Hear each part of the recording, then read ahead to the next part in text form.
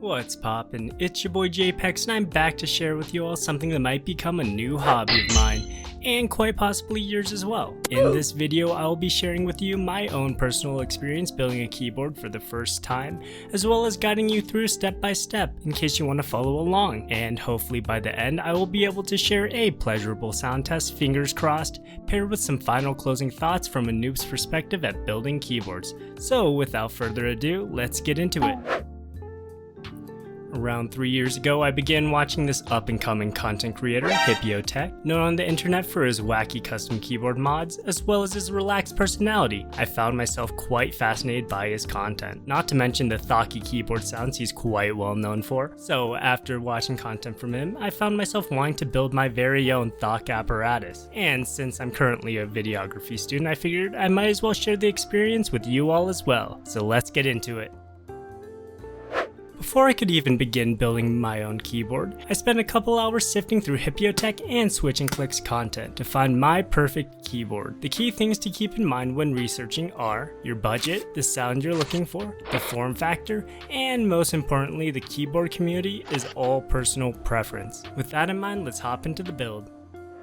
For this build, I chose to go with a $300 budget. With that price range in mind, I went with the Keychron Q2 Pro. The Q2 Pro is a 65% keyboard. Due to the smaller form factor, it will take up less space on my desk. However, that comes at the cost of losing the number pad and F key row, which for me is not a huge deal since I don't use those keys often enough to notice. But I get a knob added as a bonus, massive W in my opinion. I started off unscrewing the back plate to separate the board into two pieces, but me being me, I started by using the screwdriver bit instead of their provided Allen wrench, which was a massive facepalm moment for me. However, after successfully unscrewing all of the board screws with the Allen wrench and some magic to save your time, it was time to disconnect the small cable connecting the back plate to the top plate of the keyboard. I did have some issues disconnecting the cable, but with the help of my small gamer hands and a pair of tweezers, I actually was able to disconnect the cable. Now it's time to move on to the next process of this build.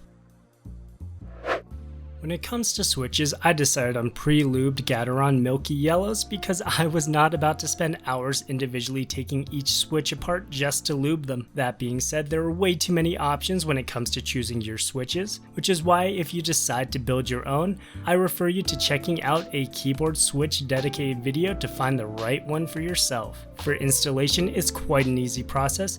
I for one had zero issues on this part of the build. The main thing to pay attention to is making sure the orientation of the switches line up with the slots on your board, and make sure to support the switches on both sides as you press them into place. Now that I finished the installation of the switches, it's time to reconnect the cable that I disconnected earlier. Then I just screw the whole case back together.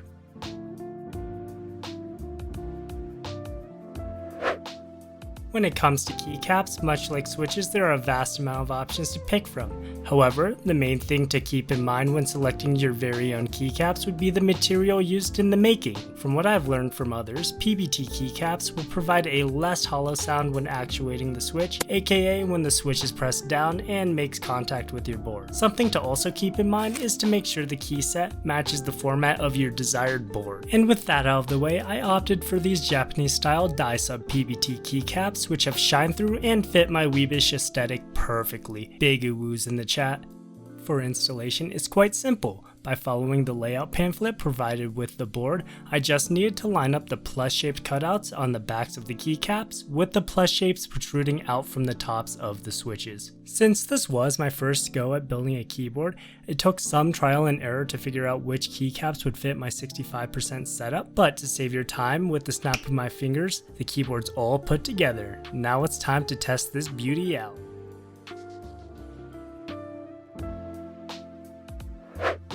Sheesh, now that's some gamer glow. From that, I know at the very least my board is getting power, but now it's time to check if all of my switches are working. To do that, I'll test it on a software called VIA. You might be wondering, what's VIA? VIA is a web browser software used by many different boards, though it's important to check and make sure what software works with your own keyboard. VIA allows you to test if your keyboard inputs are registering.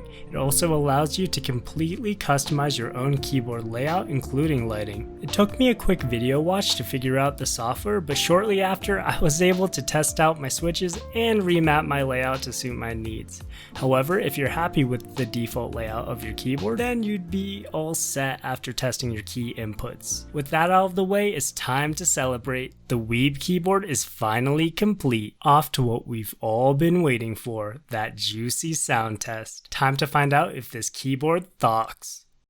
Don't roast me too hard for my pitiful typing speed, but nonetheless, here's how it sounds.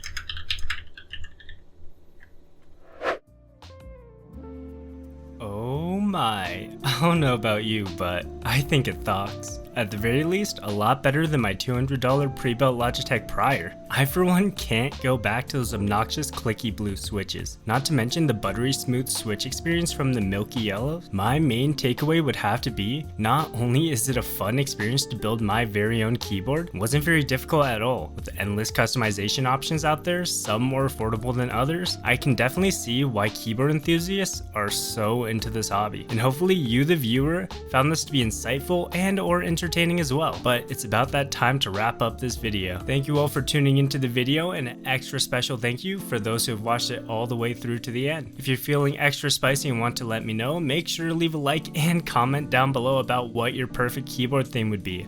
I'd love to hear it. Not to mention it really helps appease the YouTube algorithm gods. I really do appreciate it. Until next time, I'm off to game and binge more anime. Later!